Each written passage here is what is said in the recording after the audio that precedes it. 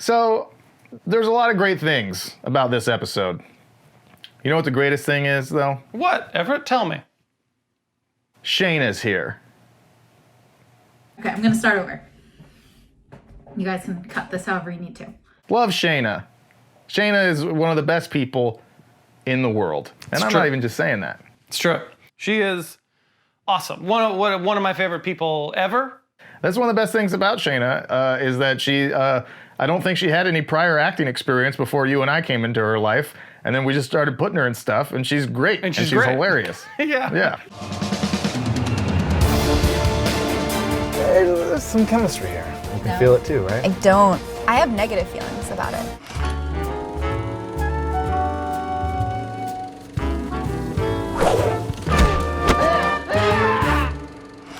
Shayna likes the movie Castaway. Shayna, want to talk about it? I bet you do. Hi, Keith and Everett. My movie that I would love to talk to you guys about is Castaway. I have assigned Agent MJ to inform you further.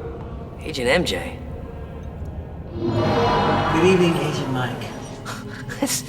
The Ark will sail for 40 days and 40 nights. Starring Tom Hanks. I really have always liked this movie. From when I was younger, I loved it a lot. And then as I got older, I kind of realized why. I love how Tom Hanks is the only person in like 80-90% of the movie. And it's still a really, really good film and super entertaining. It keeps you on the edge of your seat, makes you sad, makes you happy. And it's all with just him and Wilson. Hey, so what do you think about Castaway? Where do you want to start? Well, I think Castaway is an interesting movie to chat about. I think I like it. I mean, Castaway is a good movie. Sure. I agree with Shayna. It's just a good, solid movie. I think she mentions that it kind of has everything. You get all the emotions. You're sad, you laugh, you're happy. There's love. There's I think this movie is interesting because it's kind of a tale of two movies. It's a tale of two films. I think it does some things so well. Really, really, really well. And then it does other things like not very good. And I think that's interesting. Like, I want to get into the bad stuff. Yeah, I mean, I think my perception of most people's reactions or thoughts about Castaway over the years has been that like him on the island is pretty top level stuff, bookended by back in the real world, which is not that great. That those scenes are a little uneven and a little long. And I tend to agree with that general assessment. Tell me more. Tell me more about this, that you don't like the everyday life scenes. The thing I want to talk about is the end of the film, as I love to talk about the ends of films. Yeah.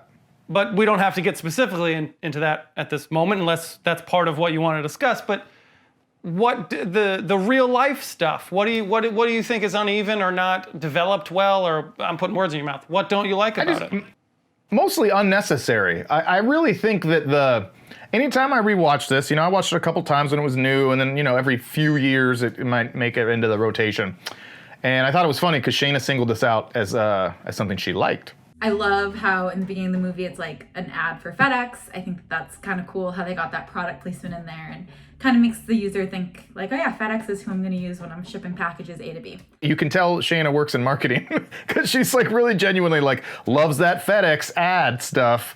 And to me, that's like really jarring how FedEx, like how like present FedEx is. And then I read, which I don't know that I entirely believe, that like FedEx was approached by the film and didn't pay for any product placement. Like they had their marketing people involved to help make sure that they agreed with all the way they were being portrayed, but they didn't get any money or anything. I really have a hard time believing that because it feels like a commercial. And that whole speech, really the whole scene in Russia, where he's like, I guess you try to make the argument that that's like character development, that he's so obsessed with time or quickness, or he's really just like giving like the HR welcome to the company speech for FedEx, like 87 hours is an eternity. The cosmos was created in less time. Wars have been fought, and nations topple in 87 hours. Fortunes made and squandered. I just thought like 20 minutes of this movie goes by, and then you could start the movie. Like none of that stuff was necessary. You could have literally just started it with him getting on the plane the first time, going back to see Helen Hunt, and then you learn all that you need about Helen Hunt, and them dancing to the copy machine is like really sweet. That's a sweet moment. I did like that moment. Yeah. The time thing is interesting for me. Let me first say, I do think it's a very good movie. Overall, so I don't want anything the negatives that I say to outweigh the fact that I think it's very good.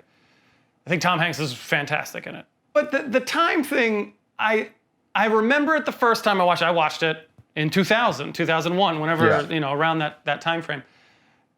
And I think I've seen it once since, so this is, I think, my third time, but still many years ago. But what I did remember was the time thing. In the past, I thought it was more, I don't want to say prevalent, because it is prevalent throughout the movie, but had more meaning to it. I feel like it doesn't really go anywhere. Like, it doesn't really equal anything. I get the point, but I don't think it equals anything. They're trying to make this point, like, this guy is so obsessed with time, and then all of a sudden time doesn't matter.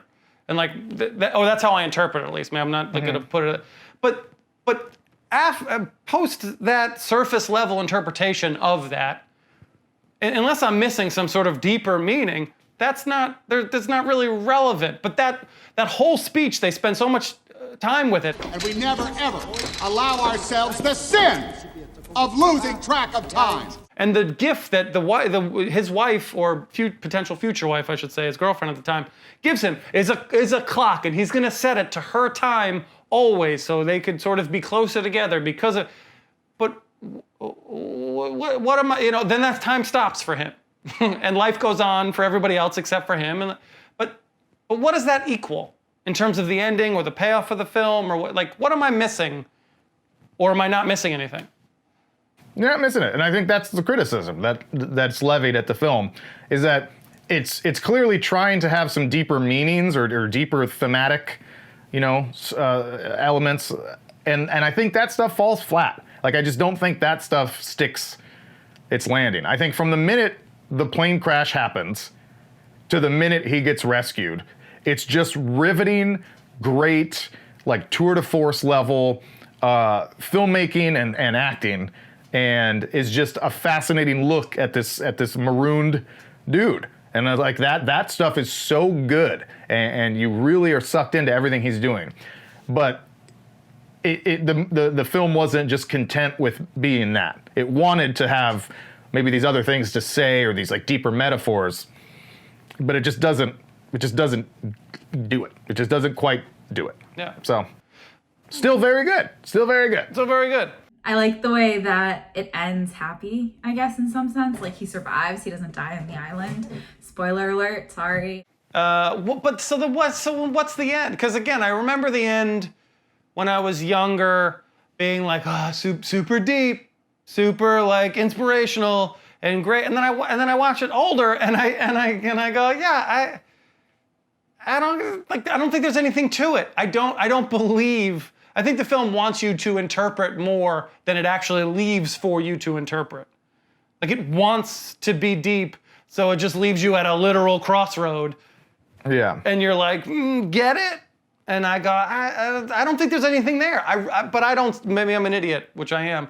I don't see it. So tell me, is there an end? Is there a deeper meaning to the end that I'm not catching? Well, I'm sure. But the problem is, I think that maybe the main like thematic emotional crutch, like the focal point is that package with the wings on it. Yeah. And that somehow like inspires him to like keep faith or something, and then it ends up leading him to this maybe potential future partner, you know what I mean? So like that's the idea, but that's such an intrinsic part of the story, but the flaw is that it's stupid, because like it's logically stupid that he would not open that box. Like, yes.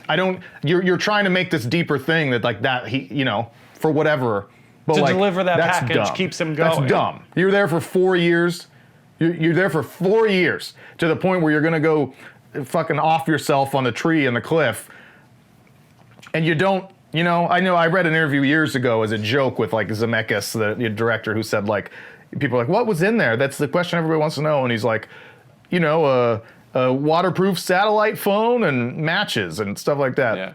They did a commercial. There's a commercial. Just a satellite phone, GPS locator, fishing rod, water purifier, and some seeds.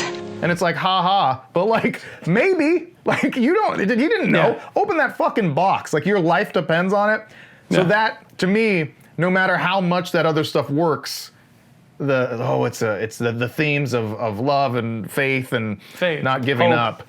It's distracting because, like, what are you, an idiot? Like, what are you, some kind of moron? Like, open that box, you dumbass. You could still put the box above and worship it or whatever the hell you want to do with it. I don't like it. It feels, it's a great decision to not have Helen Hunt and Tom Hanks end up together. I love those bittersweet sort of endings. Yeah. But the sweet part is not him finding another woman. The sweet part is he's alive. Yeah. He could have been dead. He could have killed himself. He could have just died for so many other reasons. The sweet part is he has his life back with a newfound of appreciation, maybe for time. Maybe for what time means. Like, that's poetic and that's bittersweet. Not the fact that we're gonna loosely hint for people to feel good, like, but someone loves him, right? He'll find love. Like, the answer is not in a woman. It has nothing to do with his emotional journey as a character. Has nothing to do with it. So for that to be the resolution, or this thinly veiled, like, subtle thing to be like, but love of another person is what makes him feel like he's full and human. Like, that's dumb. That's dumb.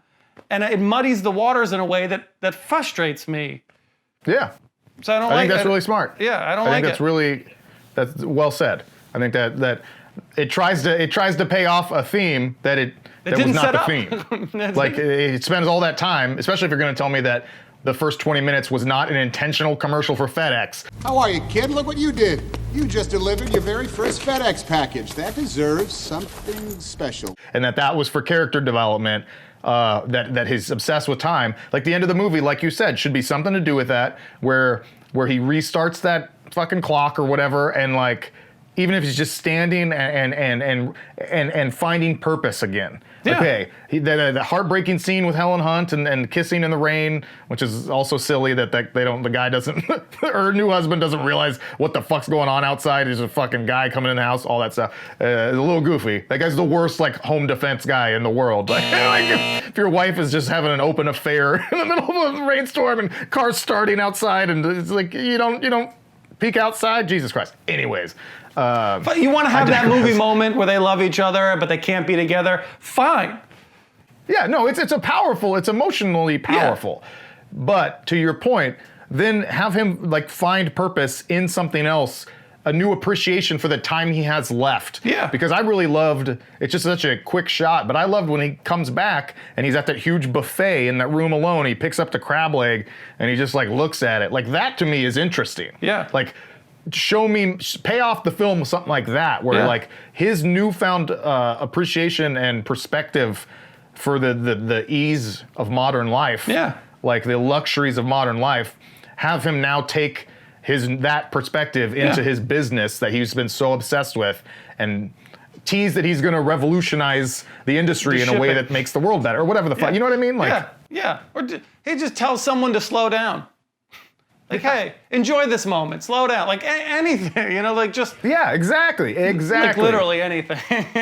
That's what I was most disappointed in. Again, I like the film. Don't kill me. But watching it again, looking at these themes, these deeper things like time in the end, and I remember being younger saying, like, oh, this is meaning, and I like these films that have these, like... And then I watch it. Makes you feel smart. Yeah. I don't think it has any of that. I don't think it has that. No. I like that we both said we really like this movie and then just trash it for like 10 minutes. Shayna, we like the movie. It's good. We don't not trying to insult Shayna. Yeah. Keith is. I am. Let me tell you something about Shayna. No. This film makes me really sad. How sad does this film make you? It makes me, I think, too sad. Yeah. It makes me the appropriate amount of sad. Like, I think that's a really, like, it's just a fascinating concept that this person that you're in love with and you're at the precipice of, like, building a life together and, you know, you're going to get married. Like, he gave you a ring. And then they disappear for 4 or 5 years. And then they come back. Like, you've buried this person in your mind. Yeah. Well, no, so you move on. Another beef of mine. This is a very nitpick and not a real thing. But like, if you don't believe you were dead, if that person was dead, then don't move on. Like if you really, she says to him like, I never, but my friends told me. I always knew you were alive. I knew it. But everybody said I had to stop saying that I hadn't let you go. My friends told me you were dead. Yeah, then you're a whore. Then yeah, you're then a whore, if you didn't believe, then what are you doing? What are you doing? Then, keep that to yourself. Yeah. Anyway. Tell me you were sure I was dead, and that's why you moved on. Yeah. Then you should have waited, bitch. Like, what are you doing? You thought I was alive. Then you just cheated on me. Like, what are we? Yeah. What are we doing? Would you pawn the ring too, you heartless wench? Yeah. Come on.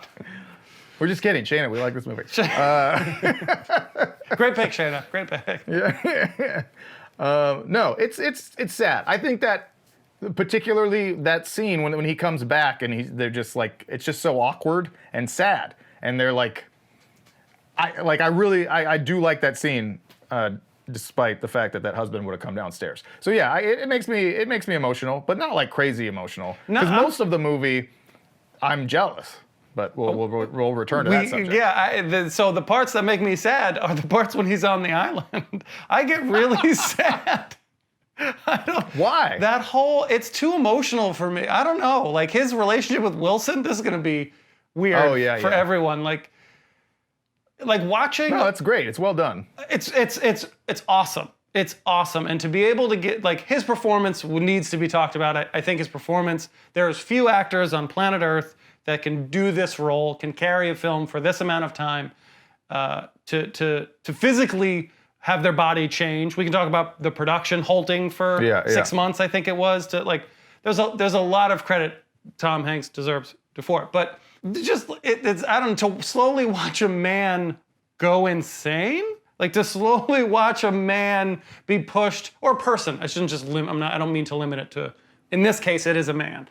But to slowly watch a person like be humbled in such a way and be alone, and broken in such an emotional way, and essentially learn how to exist again. I don't know.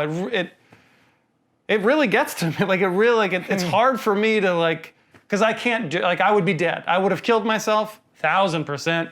Immediately, day one. I wouldn't wait for You might have killed yourself on the plane. Before it even was going down. I would have felt the turbulence. What was that? Yeah, how long would you, so let's say you washed up on that beach. How many days you given yourself? I don't give myself, the first moment I'm hungry when there's no food, I can't. I'm not gonna be able, because I know me, I'm not a man. I'm not a real guy. I could never exist in that situation. I could never. So what would you do? You'd climb up to the mountaintop day one when you were hungry and just throw yourself off? I would I would kill myself, and I just don't know how. I would try and figure it out, but I would immediately kill myself. If they didn't find me in 24 hours, I'd be dead. I'd be dead. If they didn't find me in 24 hours, I'd be dead. But that's like your kind of wet dream, right? Is to just live on an island by yourself and... The wettest. The wettest of dreams. Yeah, no, I love it. I would, the plane crash is terrifying. It's a wonderfully well done scene that every time I'm like just fucking shocked. Like I'm just like, ugh. Like, you can't look away from the screen. That whole sequence is very, very good. So I don't want to live through that because I'm horrified of plane crashes.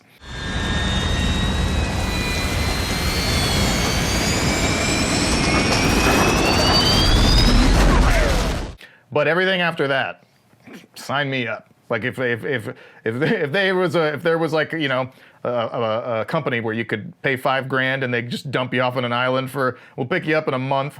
Good luck. How does that not exist? That feels like it should exist.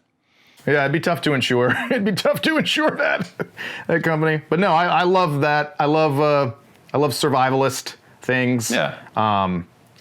you know, it's easy to half joke about wanting to do it. Obviously, you know, it's naive to say that, but there is an element, not to bring up Joe DeSena again, but I think like that's what, to a much lesser degree, that's why people run Spartan races and do things that make them uncomfortable, because they want to see if they are capable of rising above. Yeah. And to me, that's the attraction of something like this. It's like, yeah, it'd be terrible to be away from loved ones and have them think you're dead and everybody's lives are forever, you know, altered. But just like selfishly, small part, sign me up. I want to see how I love. That's what I love about this film is like watching him figure things out and utilizing different things. And now he's using the videotape to make rope and like all that kind of stuff is great.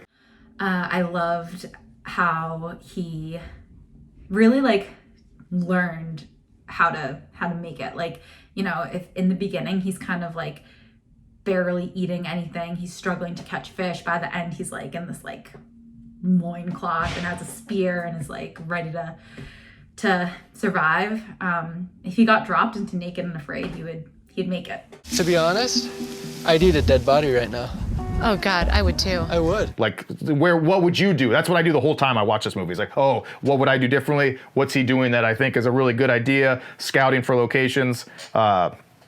The fact that he doesn't open every box like day one, like it always surprises me. Like when I was rewatching it, like I feel like he's there for like a week or two, and he starts getting around to opening. Like he opens up the ice skates and stuff, and I'm like, the fuck did you not open that shit like day fucking one? I would have just been opening boxes. Yeah, like minute one.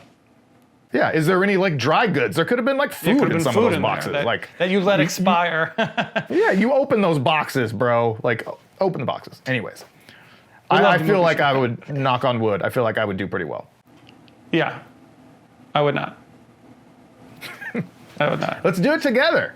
That could be our new sitcom. It's just like a reality show sitcom. You drop you and me on an island together, and it's just me trying to keep you from taking your own life while also like finding food and building shelter, and you're just sitting there on the beach like... Sounds like a real fun time. Oh Lord!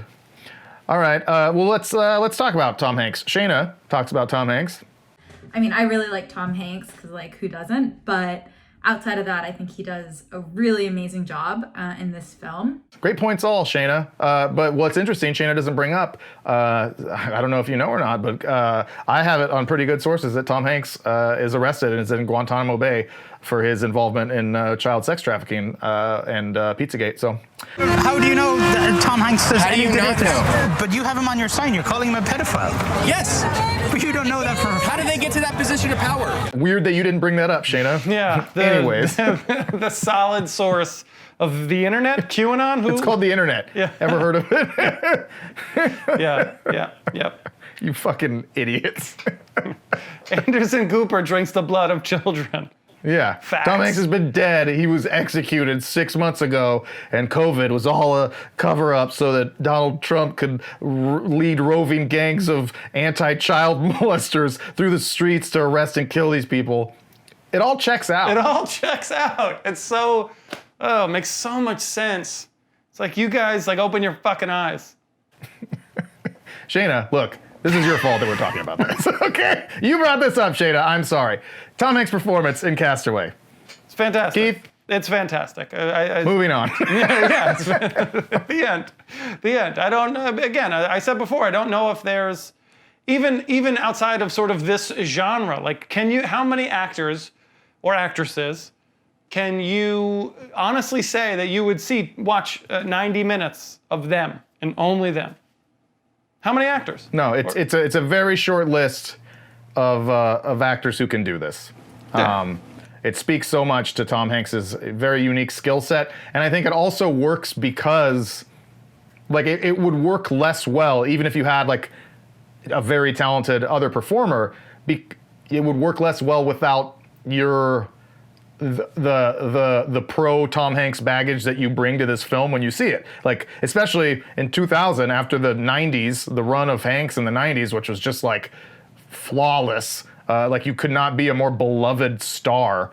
So he was the perfect casting choice because you go into it and you inherently like Tom Hanks. Like he's just an inherently likable, lovable dude. So you bring all that with you, and so then the movie, hypothetically, has to do less work to make him likable because you're going to like him anyways.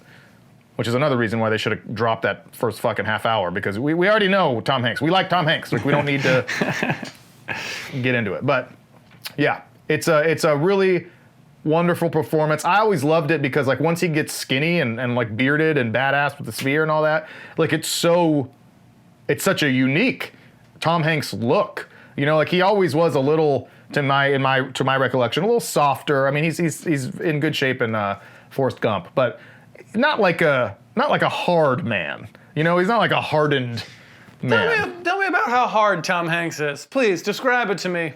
You know, we can talk about your penis. What? Yeah, but you know, he's like a totally different version of himself at that point, and I really like that. He's not You Got Mail Tom Hanks.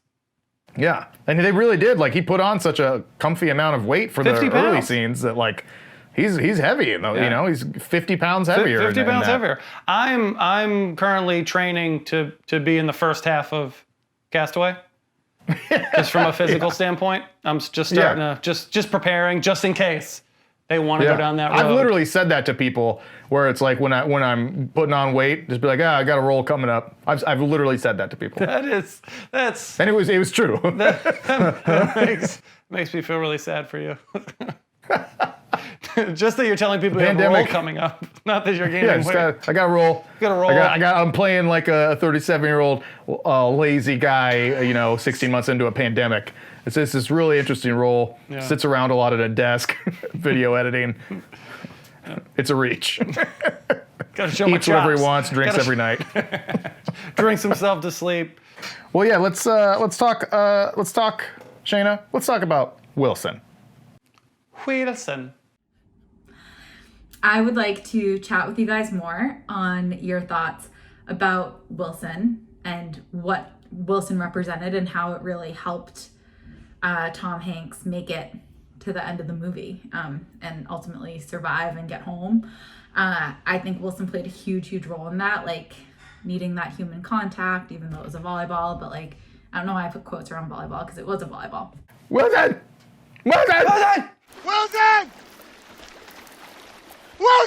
When that ball floats away, it's hard. It's very sad. I can't. It breaks my goddamn heart.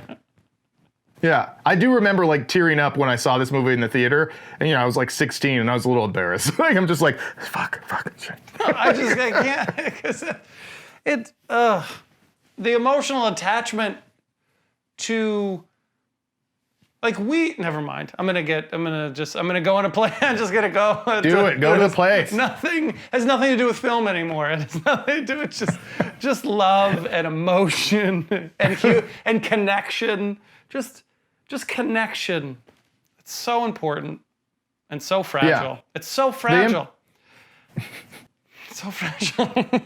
We are right on the edge here. Yeah, we are right on the edge, everybody. Guys, I'm going to break down pretty soon. Can you feel it? About all the things that have left me, that I've loved. It's tough. Anyway, Everett, thoughts on Wilson? More product placement? I know you love it. Yeah. Well, that one doesn't even bother me as much because it's just like natural, you know, like it makes sense. Yeah. But yeah, I mean, I think Shayna kind of asked about like the impact that Wilson has on Tom Hanks's character, and I think that is like clearly very substantial. I think it was a really smart move to create something for him to interact with, something to talk to, because you know, for those long stretches of just quiet time alone on a beach, like that obviously adds in a lot of levity, adds in like that's such a cool like flex, I think, for filmmakers to give something that's totally inanimate like such a personality. Like that's really hard to do. Yeah. To the point where I think most people, when they reflect on this film, remember that. They remember Wilson floating away and him yelling, "Well done," and like crying. So that's, you know, if nothing else was good in this film, that's a tremendous accomplishment. Yeah. I think that's like really impressive that you can manipulate sounds like a loaded word, but I mean it nicely. You like manipulate an audience to that degree that they feel for this blood-stained volleyball the way you would for a human character. But because you know how important it is to that person. It's the part that I get even more emotional. But I mean, I get emotional most of the film.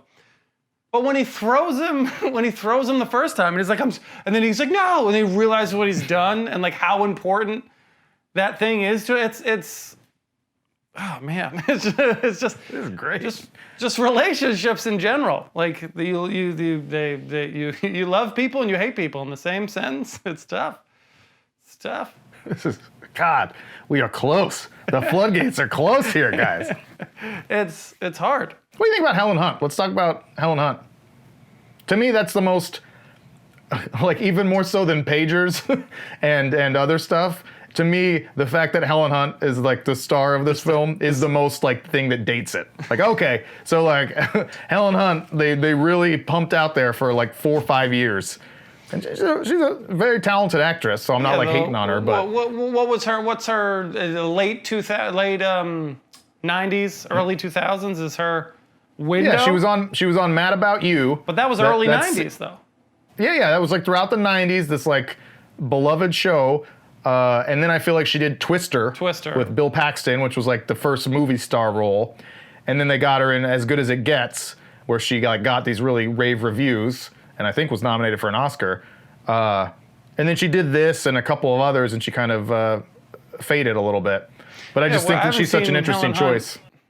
Huh? Yeah, I don't think it's an interesting choice. I think it's an obvious choice. Well, not obvious, but there's, when you're putting cast together, there's 5 people you probably like circle on a whiteboard, and at that time Helen Hunt was probably one of those people. Yeah, I just think it's funny like in hindsight because Helen Hunt didn't, no disrespect, but like didn't go on to have like this monster movie career. Like it's just like looking back at this little window of time. This movie always made me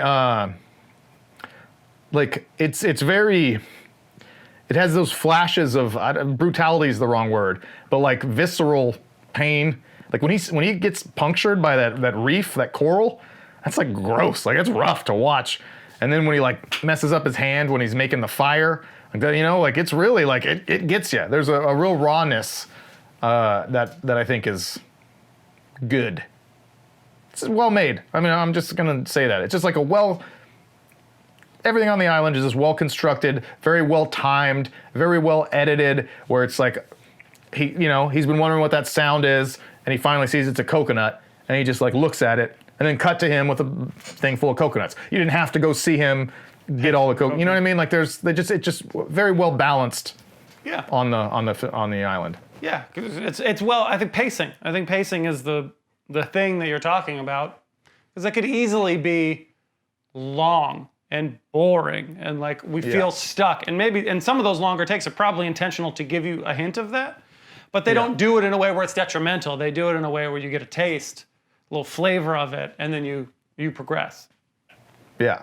Well, that's why I feel like it's 2 different movies, because I think the pacing is so like messed up at the beginning and at the end, where it's like, oh, you're really cramming unnecessary stuff in here. But then this whatever it is, hour 45 or 2 hours on the island is just like pristine. It's like flawless almost. So. But I think Zemeckis is a really interesting director, because he's got Castaway and he's got Forrest Gump, but he also has Back to the Future, and he's got Who Framed Roger Rabbit. Like he's got a handful of classic films I would put in a category of classic, but eclectic also. Yeah. And I think that's interesting. Like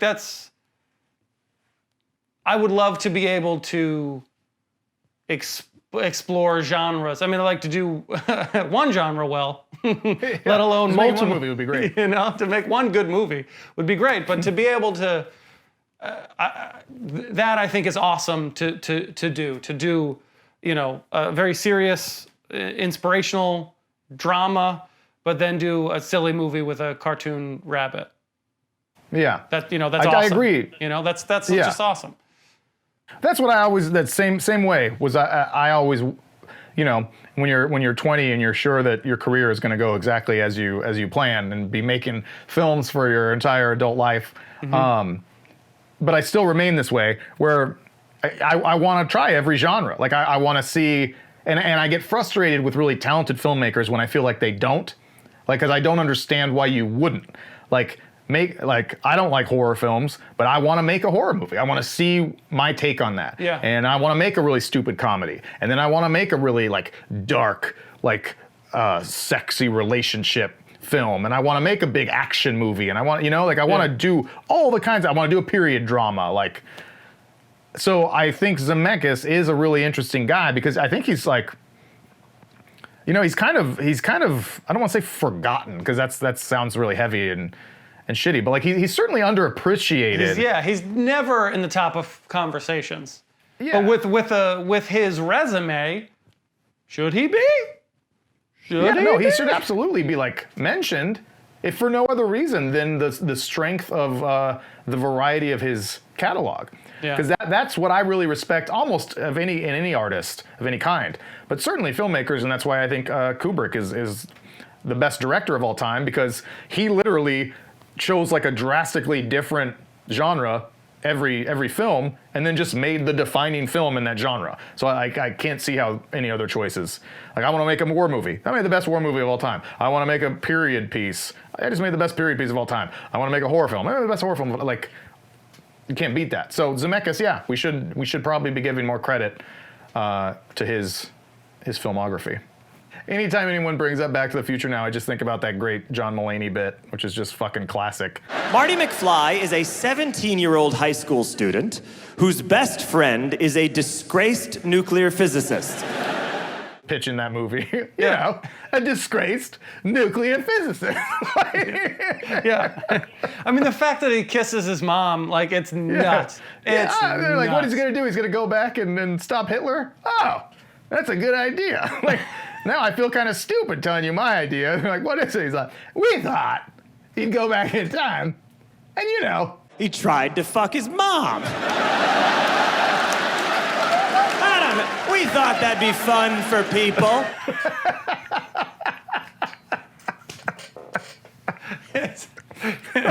Yeah. So good. It is. So good. It is insane. It is insane. All right, Keith. Little, nothing wrong with ending it on a little Oedipus. The old Oedipus, what's it called? Complex? Oedipus complex? Yeah, sure. Freud? Yeah. Freud was involved, maybe? Probably. Freud was attracted to his mother and tried to justify that attraction by saying everyone is. Yeah. Classic Freud. This is science. You guys, this is science.